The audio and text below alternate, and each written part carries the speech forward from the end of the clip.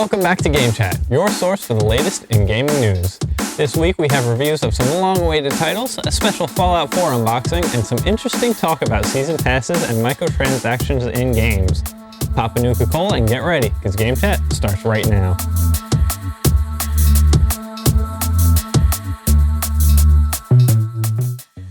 Halo 5 is in one word, exciting.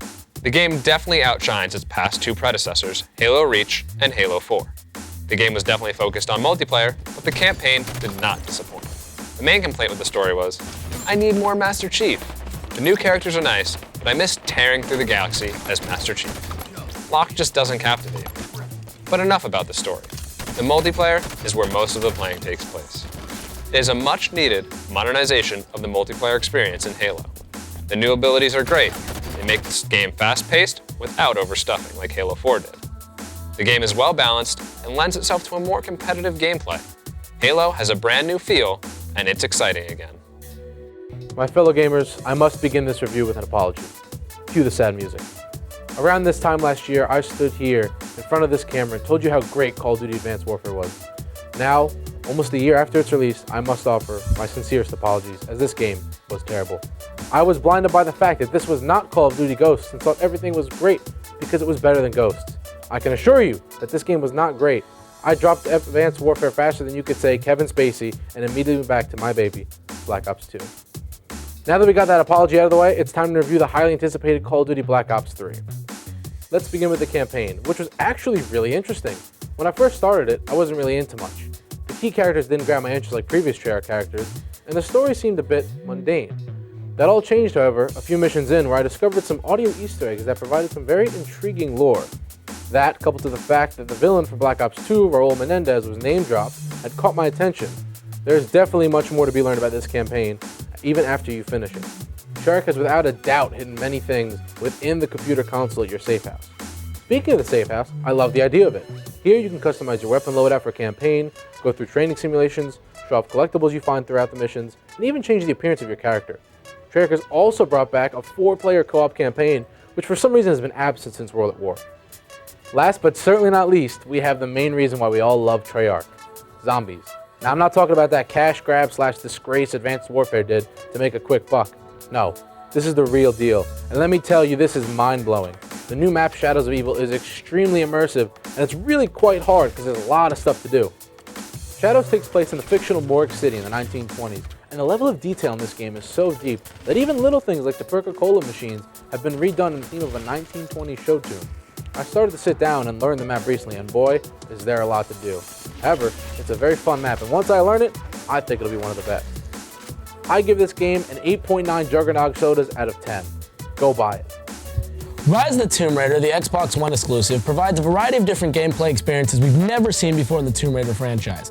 What we saw in the last generation seemed to be sort of an attempt of what Tomb Raider could be, but Rise of the Tomb Raider really makes it something so much bigger. With amazing new gameplay mechanics like crafting and side quests in a much bigger world that rewards you for going against the beaten path, Tomb Raider provides you with an ultimate experience of survival and a lot of scary environmental things as well, including the story, which is surprisingly incredibly adult, very dark, with twists and turns that you will not forget. This is a game to watch. Incredible voice acting cast once again returns with amazing graphics to show off the scale and the real beauty of nature as well. If you want an ultimate survival experience that really shows you the true nature of what Tomb Raider's up to, pick yourself up a copy of Rise of Tomb Raider for Xbox One right now.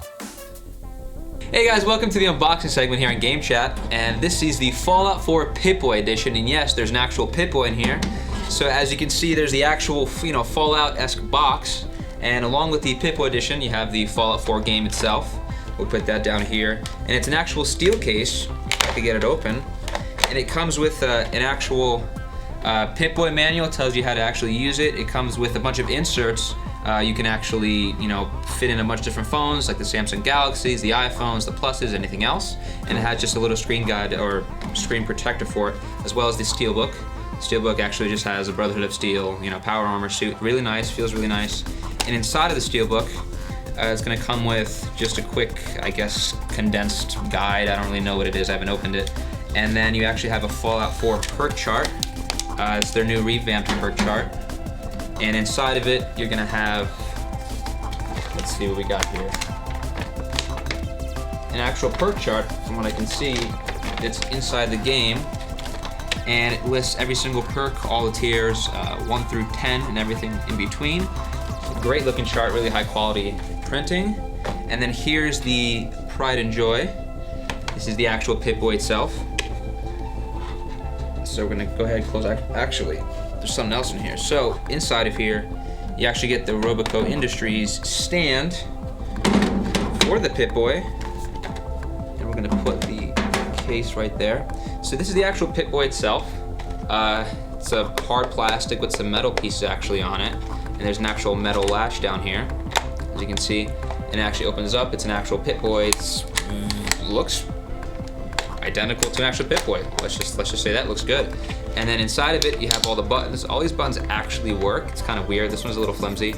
And the dial for the radio, and there's a rad counter, and there's an actual button here that lights up, and the actual lights from the actual Pip-Boy show. So, I mean, this is pretty true to what the actual Pip-Boy looks like. There's actual metal latch. I won't put it on because it's a little complicated to put on. There's a Velcro latch inside, as you can see in here, and you can fit your arm in there. And this is actually a soft rubber. It's pretty comfortable to put on. I put it on a couple times, and obviously, like they discussed at E3, if you look in here, that's where the iPhone goes. iPhone, Samsung, like I was saying before, and you can download the app. And then when you have the app, the actual Fallout Pip-Boy app works in sync with the game. So then you can go ahead and you can change stuff. We're talking like put in like apply stamp packs, RadAway, all that good stuff. So then I'll close this up and put it on the stand. There's an actual stand for it, like I said before, and it fits in really well, and it stays like that. And it's good. It's a great collector's piece. I mean, this is a set. Now, the only problem I have with this set is that it doesn't come with season pass. It costs $128 off the top of my head, and no season pass. So Bethesda, wrongdoing on your part, and I'm sure the season pass is a good $30. So I mean, you could easily fit this in because this isn't worth $60 plus for. But I mean, it's a cool collector's edition. It's great. It's a great talking piece, I guess, to any fellow gamer. Now, a little bit about the game. I'm about 30 hours in. It's probably one of the best games to come out this year, and in my opinion, one of the best Fallouts to ever come out. People will argue against that, say that the third one is a lot better, but I've been enjoying this a lot.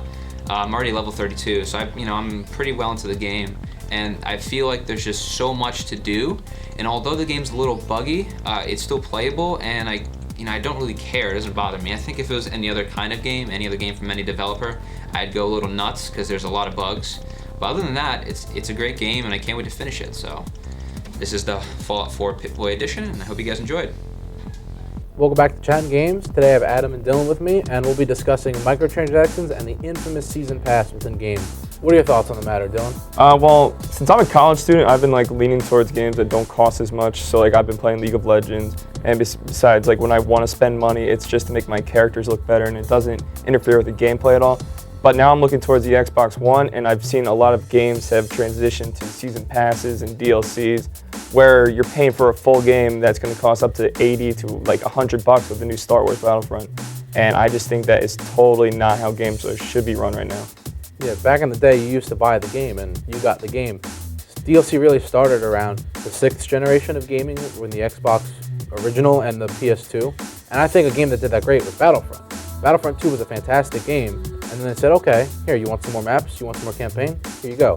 But now the problem with this new Battlefront is they're giving you a season pass for DLC, which you have no idea what it is, and they're trying to push a bunch of things that cost them nothing to make and try to make it seem amazing. It's totally keeping the consumers in the blind spot, and they're just saying, give us your money and trust us. And since it's EA, I don't know if that's enough to trust a company that I would want.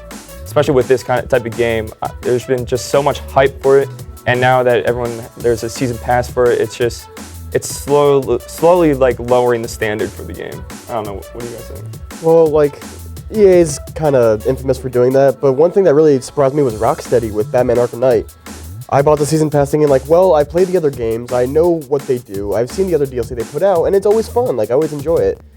But I'm a few months into it, and just the stuff they've been pushing out is just really lackluster. I don't really feel like it was worth it now, but still, the good DLC they had, Harley Quinn's Revenge, that came out months after Arkham City did, so I'm thinking they need more time. Well, I don't think they even finished fixing the PC version of Arkham Knight, have they not? Well, they re-released it. Like, it's still got some bugs, but I have no idea where that's standing. Yeah, Filthy casual. the problem is they keep pushing the subpar DLC, and they're cashing in on so much gamers' trust, but a lot of people don't see it as a problem. They'll just gladly throw $60 at a season pass, or $5 for an emote in Destiny. People, they don't understand that if you don't buy it, it'll become better. But people just are having a hard time. I don't think they want to do that, and they need to realize that, hey, you have the power. You're the consumer. This is what you're supposed to do. If you see something wrong, you got to call a company out on that. Well, I think one problem about it is that people aren't really just financially aware. Like, people are thinking like, oh, these new emotes in Destiny, I gotta have them, but I gotta pay for them. Like, you don't. You can get by without them. Like, I've never bought more silver in Destiny for a new emote. I've just been like, oh, that's pretty cool.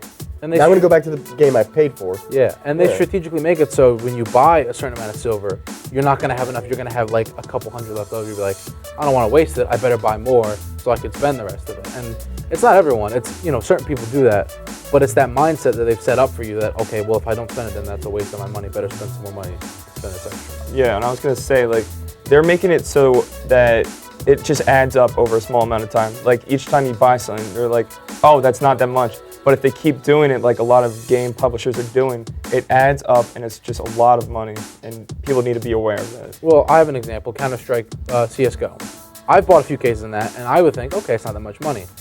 By the end of an hour sitting through it, I've spent $25, $30, and I've gotten nothing from the cases, first of all.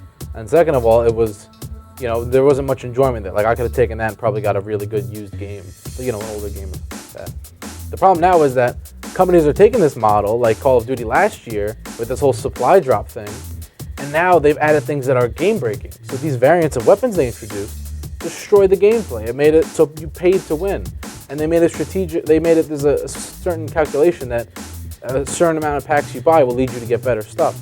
So they've not only broken the game, but they've forced people to keep buying more and more into it if they so choose. I was lucky. I never paid anything, but I still got the best variants. Yeah, and Halo kind of did that now with Halo 5, the rec packages. I haven't really heard much talk about it, but it's pretty much the same thing. Like, for the good packages, you have to buy them, or you just keep playing. And I had a friend tell me that if you want to get like all like the best armor or the best guns, you have to play an absurd amount of hours to even get there. Like, I've played a few matches of Warzone. I haven't gotten like any armor. I've gotten maybe one gun from what I got with credits. It's kind of insane. It kind of strayed from the classic Halo, like Slayer or SWAT. Yeah, just unlocking the stuff as opposed to buying it. Yeah. So final thoughts? Final verdict? Overall, if you're gonna make us pay for stuff, don't make it affect the game. Just make it cosmetics and just fun stuff. Microtransactions, if done right, can be really fun for the players. I like cosmetic. That's all. I agree with that. A game needs to be, first of all, it needs to be worth it. The game has to be good from the start, and then I can justify spending this money. You cannot break the game with these microtransactions. So, as a concept, it's a great idea, but as with everything in the gaming industry, it's horribly executed and just to benefit from more money. That's all we have for this week. Tune in next time for some more Game Chat.